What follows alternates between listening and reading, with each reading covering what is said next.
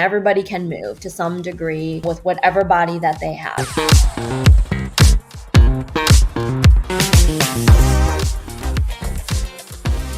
And what would help us even more is if you choose to subscribe. This episode is brought to you by Cool Play. Today's guest is someone whose story, spirit, and leadership have reshaped the strength, or really what strength looks like in sport and far beyond it. Scout Bassett is a Paralympian, an author, the president of the Women's Sports Foundation, and the founder of the Scout Bassett Fund, which helps young athletes with disabilities across the resources and opportunities they deserve. But more than titles, Scout is a voice, a powerful, necessary voice for girls, for para-athletes, and for anyone who's felt like they didn't belong. Scout, I'm so excited to have you here. Oh my gosh, Claire, what a beautiful introduction. Thank you so much. That was really sweet. I'm grateful to be having this conversation with you.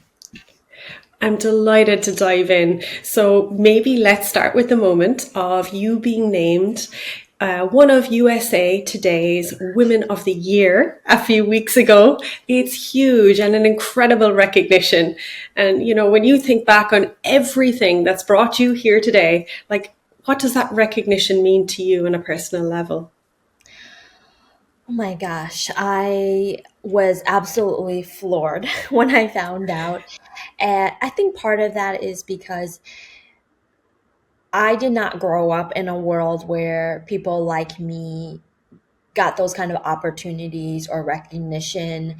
And so to be, recognized in that way for the work that we're doing in the disability space, in sport, just means the world to me. And so much a part of our advocacy is on representation, and to be able to be featured on USA Today as one of the Women of the Year was just so meaningful. And I really hope that some young girl possibly out there is able to see the piece and maybe see a piece of herself and have a little bit of hope for her future and just to keep going.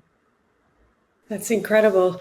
And you've had quite the journey yourself. And maybe we could start with, for those in our community that may not know your story, would you take us back to your childhood and how you got involved in sports? Sure. My story starts in Nanjing, China, where as an infant I suffered a severe liquid burn, and that's how I lost my right leg. And shortly after the accident, at a year and a half old, I was left on the streets of Nanjing, found and placed in a government institution, orphanage, where I lived for the next 7 years, enduring unimaginable pain, trauma, hardships. And I always say that I'm grateful for that experience. I didn't necessarily know it at the time, but I think about the journey that I've had since and the life that I've lived. And I really attribute the strength, the resilience, the perseverance that I have today to live this life from those first 7 years of having to survive, to endure, to overcome. And fortunately for me, when I was almost 8, I was adopted and by an American family in a really small town in northern Michigan, and that's how I got to America. That's an incredible story, but heartbreaking, and unimaginable for, I can speak for myself, unimaginable for what you went through. And I imagine that having gone through that, the resilience of gone through that, sport, put sport in perspective. And so you transitioned from that into a whole other culture. What was that like, and how did you find yourself in sports? As one can imagine, going from an orphanage in China to the Midwest in the United States are worlds apart. uh, really nothing in common, to be honest, in terms of culture and society and whatnot. But it was really, that in itself was a very traumatic process Right. and Right. difficult. I came to America not knowing a word of English, Wow. uh, being raised in a town of 1,600 people where I can count on one hand the number of minorities in the small town. Certainly, nobody with a visible disability, Right. and it was hard. I mean, there's just no other way to say that. And at times, it just was devastating. And on one hand, you're sort of leaving behind a life and an identity uh, that's been the only thing you've ever known, and you're kind of taking on a new identity. And I was, my adoption was a trans, racial, transcontinental adoption. And so, meaning that I was adopted into a white family and growing up in a predominantly Caucasian community, and that came with its own struggles and challenges. And I think identity was something I really struggled with, knowing, okay, who am I now? What am I now? And trying to assimilate, certainly here in America, was really challenging. But sport was sort of that anchor.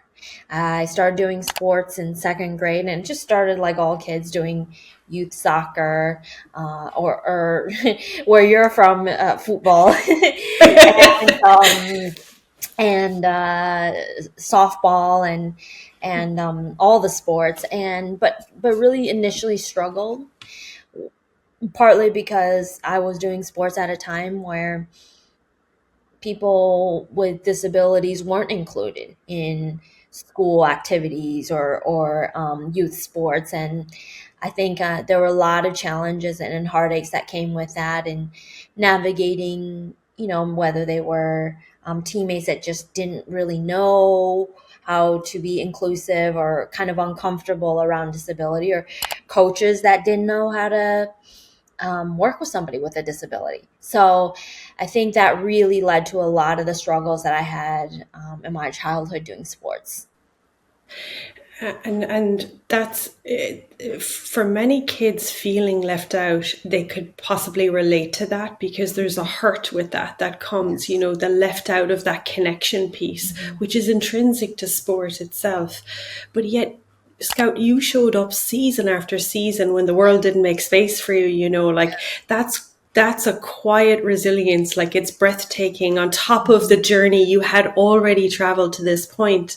And so I wonder, like, if you could go back and speak to the coaches and the Mhm. teachers, not to blame them or anything, but Yeah. just to teach them, what, Mhm. what would you want them to know about what real inclusion feels like for a kid that's navigating disability?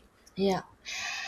I would really encourage them to be open minded, to have a willingness Okay. to learn, to have conversations, even if they're a little uncomfortable, and to also be okay with acknowledging that this is a space that you don't know, that you're unfamiliar with, that you don't have experience with. And I think sometimes coaches really struggle with that, right? Because, they're sort of in these roles because of how um, capable they are at what they do. And when you're working with somebody that you have no experience in or no prior interaction with, that can be daunting. And Yeah. I understand most coaches have not had a lot of experience in working with people with disabilities, kids with disabilities. And I always say it's okay that you don't know. It's okay that you've never Right. worked with somebody, but that should not be the reason not to be inclusive of somebody that has some sort of difference. And that it's less scary and less intimidating as it may seem. The best experiences I've had with teammates, with coaches, are the ones who just ask questions and kind Okay. of got that elephant out of the room, and we just kind of talked about, okay, How did you acquire your disability? What do you use to be able to do sport? What do you need? What kind of support? How can we make this inclusive or to be accommodating to your needs, and not in a like patronizing way, um, but just that like some exercises, some drills, some things might have to be adapted, and that's okay. I think one of the best things I learned growing up is that on the first day of the school year at the school assembly, I would just get up there and, it was usually with the principal or a teacher and, hey, everybody, we want to introduce you to Scout and have her tell her story. And I would just tell my story and share about my life. And that way it just got it all out. Right. And that was really, and I think doing that the first practice of a team or whatnot on a team is important, because then you don't get all the questions of like, what happened to you? What happened to you? What happened to you? What happened? Or why do you look like that? Why do you have that?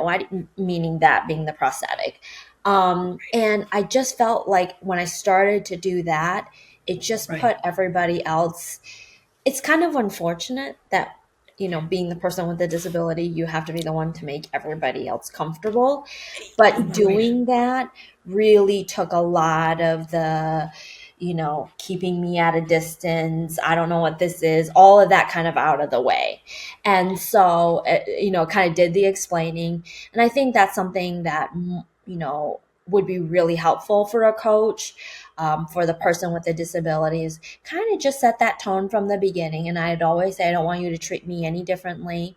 I'm going to do the same amount of work, if not more, than anybody else. And I just want you to treat me like everybody else, and not that I'm this girl with a disability. And sometimes, obviously, some teammates, some coaches receive that better than others, or were better with that than others. But at least then I know I've kind of put it out there, and it's not this like thing that's looming and hanging over that nobody wants to talk about. And yeah. That's really helpful advice, because I think and you know from your experience, but I think it's a challenge that just being in the coaching community, that coaches feel very under resourced in terms of training, especially at the youth level. And I know you've talked about before how hard it was to find coaches willing to work with you as a para athlete, even towards the elite level. So I think that's really helpful advice for coaches thinking about or being able to coach athletes, para athletes at the youth level.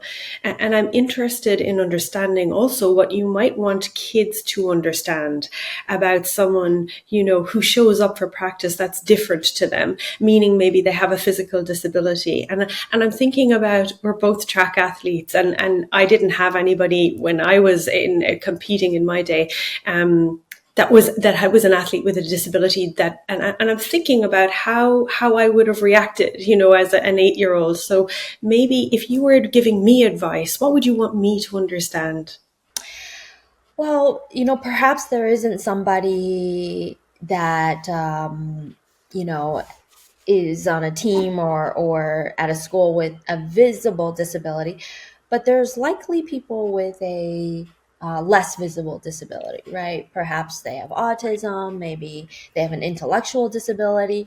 And I know there were kids at my school with that.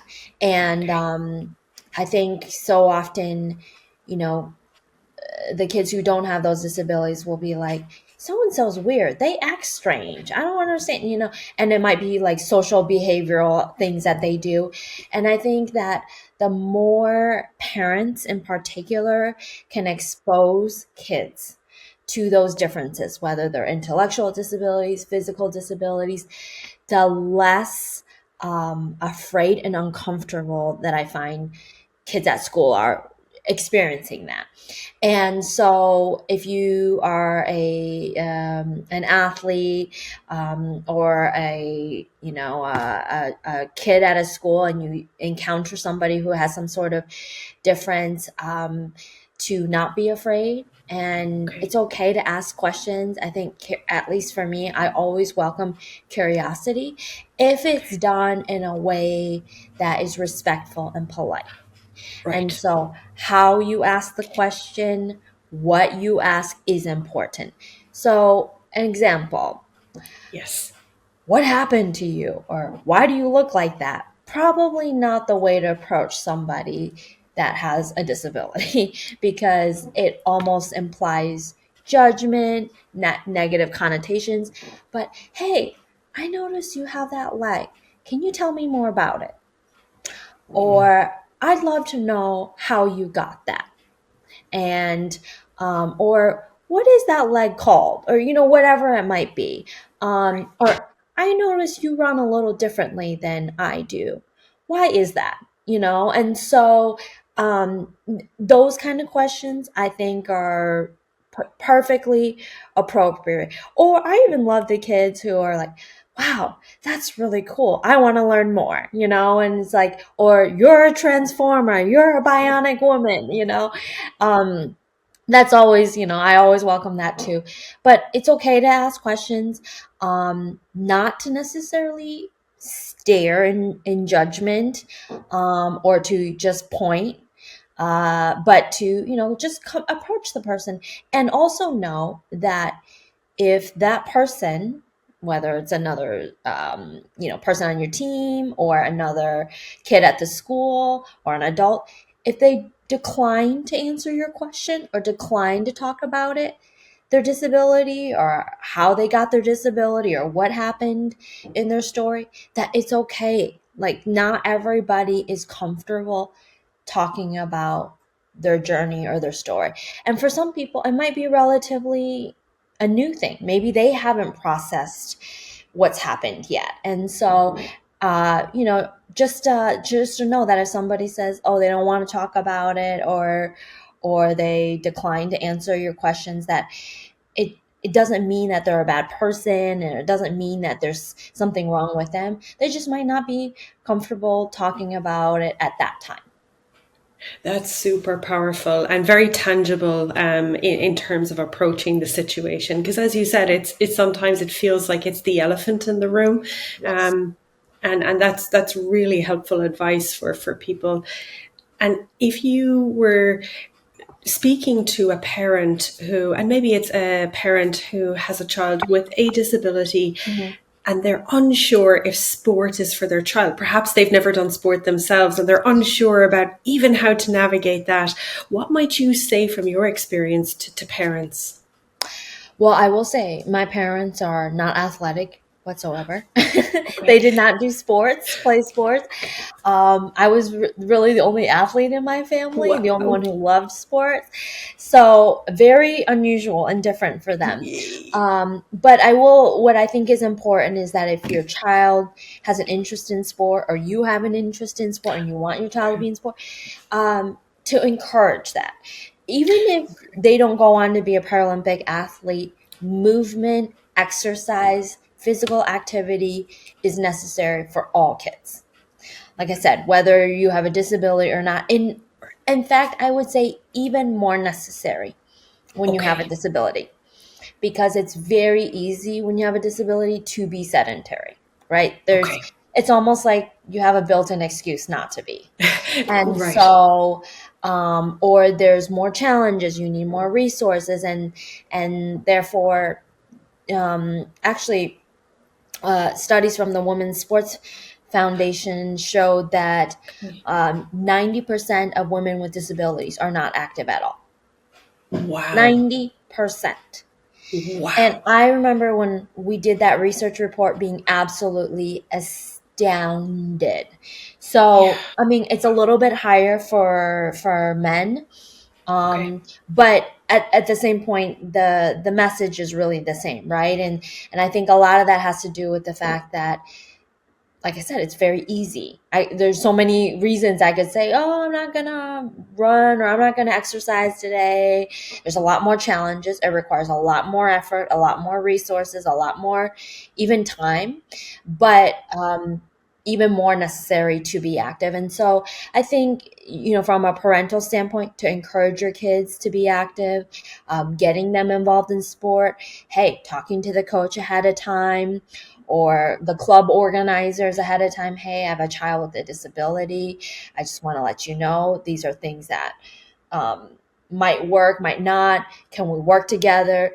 Especially in this day and age, I feel like there's absolutely no reason and no excuses for a parent or for a coach to not involve or include a person with a disability. There's so many videos on Paralympic athletes doing it. There's so much on social media, exercises, people working out, adaptive equipment, and many organizations that are helping to support that community. And so they're really, in terms of a resource standpoint, there's unlimited now. And so just to encourage your child, and to know that it's going to be hard.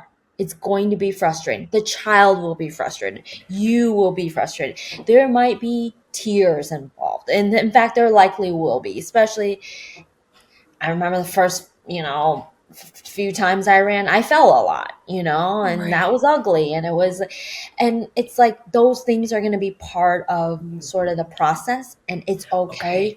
but not to let that be the reason why you stop or you quit. Like eventually you're going to stop falling, and those kind of things. But it's hard. And I understand that, not everybody is going to have a passion for pursuing sport at the level that we did, but that everybody can be active and everybody can move to some degree with whatever body that they have. And I think that's the more important message, because it leads to so many other physical benefits, mental health benefits, that is really essential.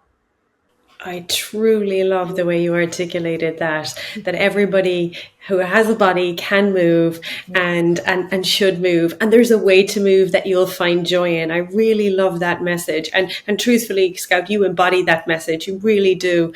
And that advice for parents is extremely helpful.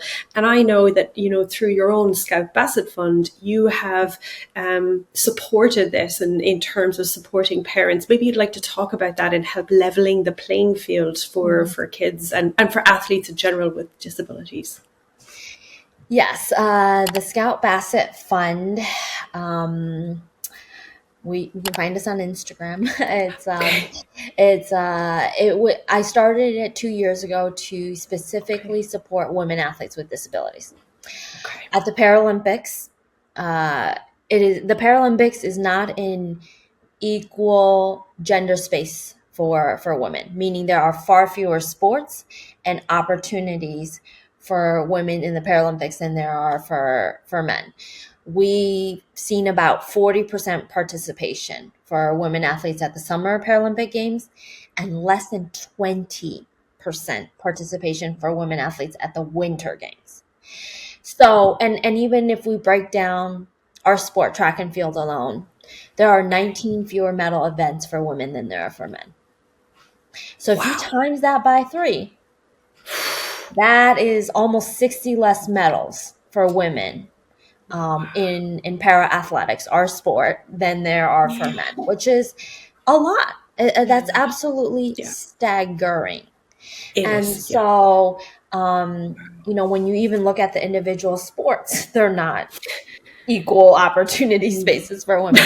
And I started seeing this and kind of seeing this pattern. I remember going to my first games in Rio and kind of Right. looking at these teams and seeing all these teams have a lot more men, including our own Team USA, than Right. women. Like, what's going Wow. on here?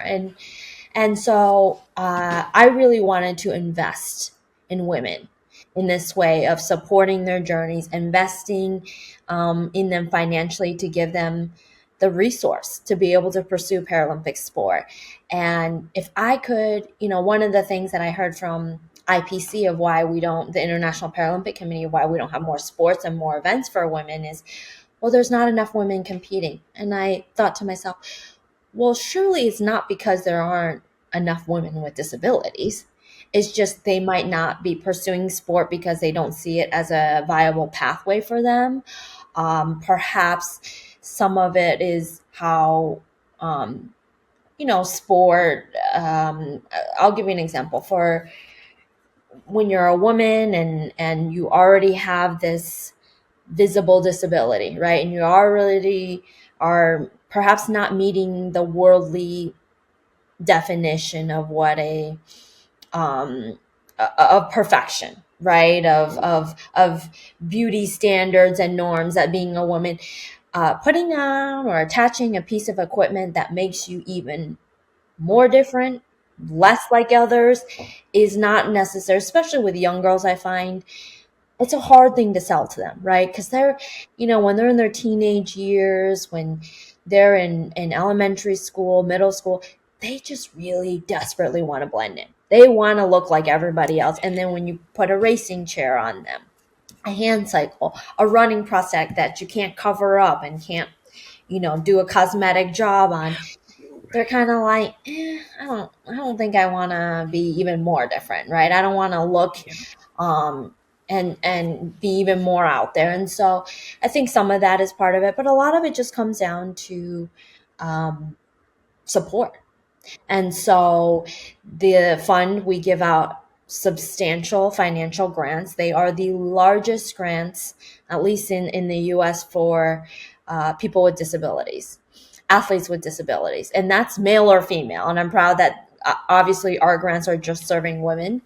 But it was really to invest in these women on the path of Paralympic sport. And I'm so proud that last year, 3 of our grantees made it to the Paris Paralympics, and 2 of them medaled.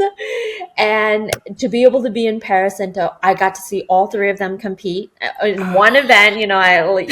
They made my rounds, and just the pride that I had in being part of their journeys and knowing that we were Right. able to do something to support them in that way was more meaningful than anything I've accomplished personally or professionally in my life.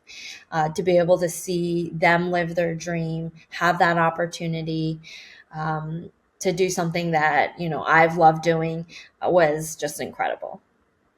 It's absolutely truly remarkable, and what a full circle giving back moment, Yes. really truly phenomenal.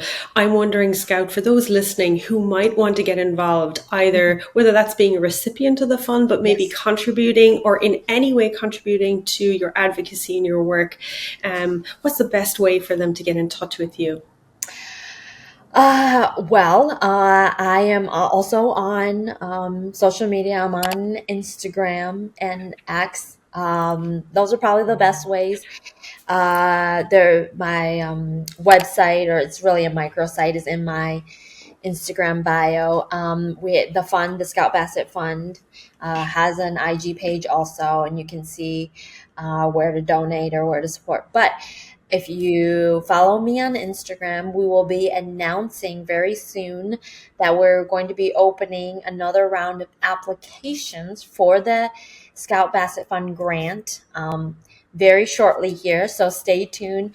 And of course, any woman athlete that has a disability, is on a path of pursuing Paralympic sport, or has aspirations for that, be on the lookout. And yeah, we're super excited to read these stories, to hear more from these women, and hopefully to support them as we go into, well, I guess the next Winter Games, possibly too, next year in Milan, Cortina, and of course LA 28.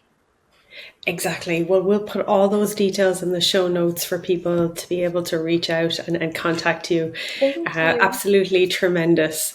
And I'd love, as we are kind of closing out the discussion, I'd love to maybe get your feeling and thoughts on, I'm thinking, again, my journey in track and field was through the NCAA system.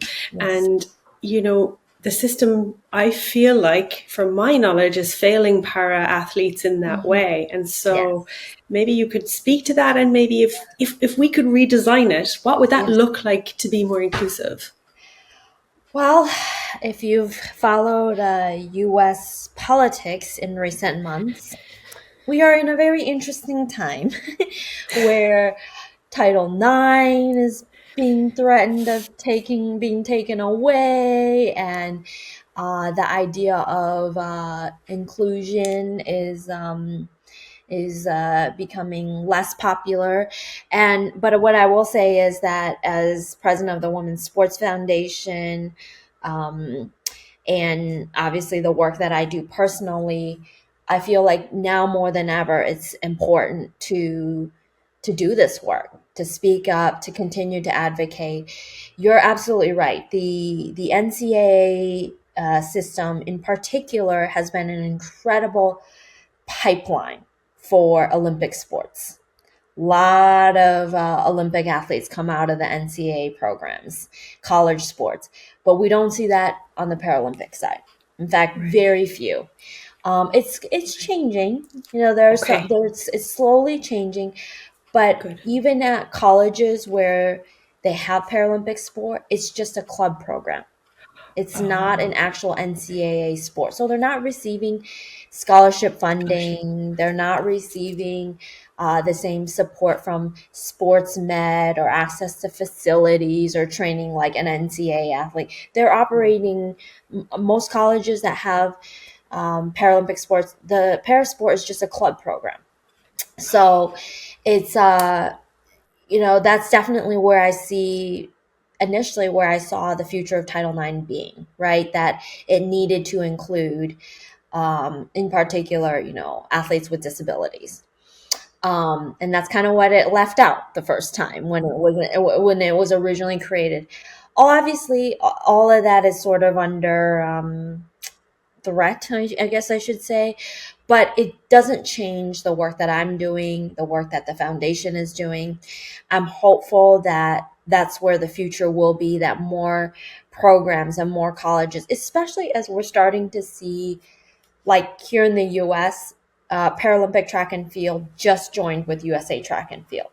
So now Right. as one, instead of being separate entities, the more we Yes. start seeing sports becoming one, Okay. and not its separate para program, and you all run your own program this way. The more we see the conjoining of non-disabled and disabled sports, I think the Right. more we're going to see kind of a push for NCAA to be Okay. inclusive, to create scholarships and opportunities. But certainly, and unfortunately, part of the problem of colleges not offering those scholarships and those opportunities for athletes with disabilities, that when you, let's say you're in high school and you're a young athlete with a disability and you're choosing not to go to college to pursue Paralympic sport because there's nowhere to go after that. um, and that's not a choice that I want any child or their parent to have to make, right? To go to school and to get an education, or to not pursue higher education but do Paralympic sport. Why can't you do both? And so, fortunately for me, I went to UCLA, and I was doing sport, but I was doing it on my own. I was working with a coach outside of the NCAA program because I obviously don't run 10 seconds in the 100 meters. And so it was quite a challenge, but I made it work and worked a couple of jobs to pay for that training and that coach. But it shouldn't have to be that difficult, and it shouldn't have to be that hard. And I earned an academic scholarship, but let's be honest, not everybody is going to be able to do that. And so, but sports should definitely be a pathway for them to pursue higher education, just like it is for non-disabled athletes. So hopefully, we're getting closer to that. There's a lot of advocacy work that's being done to push for that. That's yeah, that's incredible progress being made, but still a lot more to go. And I'm curious, what actually frustrates you about how disability is portrayed then in, we'll say, the mainstream media? Is that adding to it? I think for women, a little bit. Like I said, it is changing a little bit, but it's also why I'm doing, like, why representation is so important for me.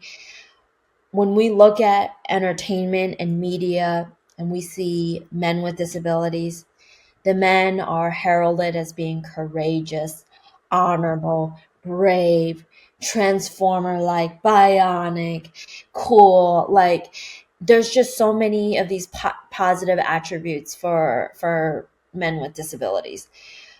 But we don't really see that same way with women with disabilities. And in particular, in spaces, not necessarily talking about sport, but when you look at the beauty industry, when you look at the fashion industry, those Right. are industries that are not inclusive of women with disabilities whatsoever. Yeah. Because a woman with a disability is never going to be able to meet this picture perfect ideal Yeah. woman, right? She doesn't Yeah. have the body of an ideal, quote, ideal woman. And so I think that's really hurt in many ways, how women with disabilities are portrayed and the Right. Okay. opportunities that are afforded Okay. to women with disabilities, as that perhaps culture and society seeing us as not beautiful or attractive or Right. desirable or capable. And Right. so much of, sport is important for me, but a lot of the work I do is outside of sport. It's doing fashion campaigns, it's being part of fashion shows, it's um, getting in the health and the beauty space, because I want people to see that even with a visible disability, and even if you don't have the ideal body or the perfect body, that there's tremendous value. And the thing is that, or that we have tremendous value, whether you have a disability or not. All women, there are things about our bodies that perhaps we wish we could change, right? Right. Right. And having a disability is no different. It's Right. just a more visible But thing, but that there's beauty, and power and strength in all the bodies. And so I think if we, in a lot of the roles that we see in entertainment, disability, the disabled character is a male. It's, yes. if you think Yes. of um, Game of Thrones, you think of Blade Right. Runner, you think of Glee, you think of all these characters that Yes. the character had a disability, they were all male. Yeah. And really, the one time I mean, I'm not saying I'm well super versed in this, but recently there was a movie that came out called Witch with Anne Hathaway, and the character had deformed hands, fingers, and but she's a villain in that movie. So it's like, okay, if it is a woman, she's casted as a villain, not as a hero. And so, again, another problem that we have in terms of how we portray women with disabilities, right? As being evil or villainous. And it's like, no, it's not that, and so I think those are things that are difficult to change, and part of that is Hollywood. I've really good friends that are writers and producers in that space, and part of the problem is the entertainment industry doesn't have people working people working in it with disabilities. So it's like, how can you create roles and characters and write storylines for people with disabilities when none of the people that are writing those stories, making those decisions at the studios, doing, writing checks, have that, right? So I think that's a big part of it. But hopefully, things like this, educating Yeah. people, Yeah. podcasts, explaining some of this will help to kind of reshape that landscape. And that you are absolutely doing. And I have seen some of the work that you, incredible work that you've done in the health and the beauty and the fashion space. Those shoots are super empowering. And I go back to, particularly when we speak of kids, Yes. if they can see it, they can be it. And it's, Yes, I love that quote. Yeah, and it's coming top of mind here, and especially powerful in the context that we're talking about, and this is where your advocacy, and I'm a huge admirer of it, is absolutely tremendous, and breaking down barriers not just within sports, because there's many kids like you say who maybe don't play sports but need to move their bodies, but maybe follow fashion, and they Yeah. see Scout in this fabulous photo shoot and just embodying movement and confidence, like that can change kids' lives. And I think you're absolutely right. The industries, particularly in entertainment and health and those adjacent industries, can go a lot more in being able to include and that representation piece again. So it's Yes. it's progress, but not enough. Yes. um, Yes. I'm curious, Scout, like if you could gift one mindset to maybe every 10-year-old girl, maybe Mhm. starting sport today, like what would that be? The one piece of advice I would give to any young person starting out in sport, whether you have a disability or not, is to keep going. There's going to be setbacks, there's going to be disappointments, you're going to have perhaps even failures where maybe you don't win, or you didn't hit the winning shot, or whatnot. And the important thing is how you respond to that, to those moments. It's easy when you're winning and when everything is coming your way, but it's a lot harder when you experience disappointment and failures or obstacles. And you've just got to continue to keep pushing, keep working, keep seeking out positive coaches and mentors and teammates. Surround yourself with good people, and you'll be able to navigate any challenge, any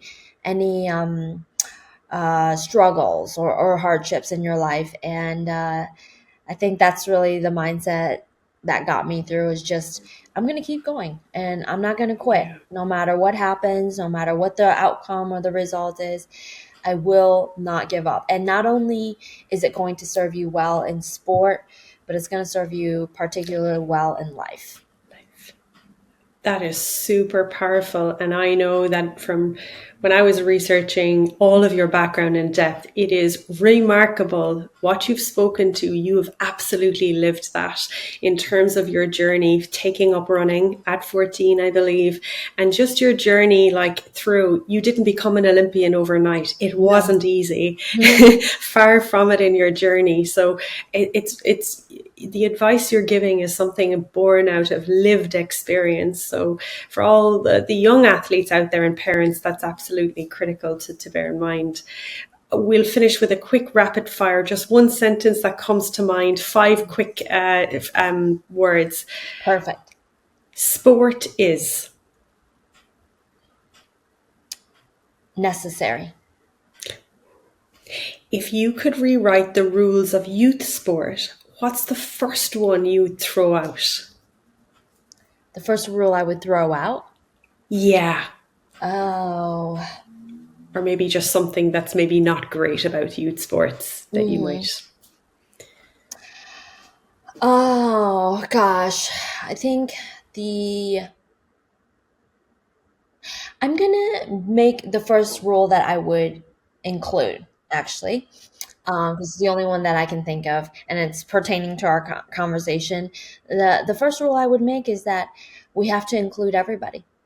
Everybody that wants to be a part of the team, that wants to show up, we have to be inclusive of them, and find a way for them to be in the game, in the match, in the tournament, whatever it might be. Just that everybody deserves an opportunity to compete and to play. What's one thing you now love about your body that maybe you didn't as a kid? Oh, that's a really, I think the thing that I am really amazed by is how much I've been able to push my body. And meaning, like, I'm able to do things now that I never thought I could do in terms of physically, like the amount of training, the amount of work, the exercises. I was just with my trainer last night and doing this Eventually it'll be on the gram, but this insane balance video on a Bosu ball with, you know, the ball on the upside, and doing these squats on it and doing it with the prosthetic, and like Whoa! I've never seen anybody do it, and to be able to pull that off, I was like, okay, I know people that don't have a prosthetic struggle to do this. So Yes. to do it with a prosthetic and like do it somewhat well, I was like, wow, I'm proud of this, you know? And it's like, I think when I was a kid, I saw so many limits because Right. uh, a lot of my experiences sort of influenced that, right? Not being included, being on the sidelines, perhaps not having people that were super open to working with me. And as I've gotten older and become an adult, to be able to see all the things that I can do is just astounding. And it's yeah, I just, for me, every day I feel so grateful, you know, that even with the body that I have, I know that when, you know, all this is said and done, when my time of being an athlete is over, I've always just wanted to be able to say that I got the most out of the body that I was given, and that I gave it everything I had. And I really feel like that's how I live every day of my life, how I go into every training session, is just knowing like I've pushed myself and given the absolute most that I could give. And however it turns out, I'm going to be okay with that, because all we can ever ask of ourselves is, did we do the best that we could with what we had? And I really try to do that every single day. Amazing. Finish this sentence. Kids don't need perfect coaches, they need. Adaptable coaches. Love that. Have not heard that before. That's brilliant.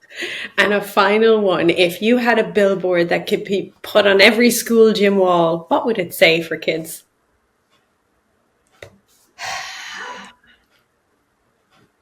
I think it would say like never give in. Yeah, never give in to your fears, your doubts, others' opinions.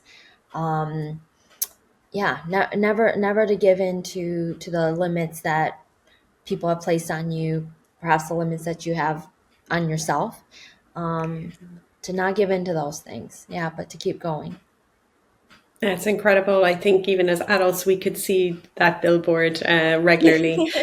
Scout, thank you so much, not just for your time, but for your honesty, your clarity, your courage, just that you bring into every space. You know, you are really helping us reimagine sport as a place for everybody, playground for belonging.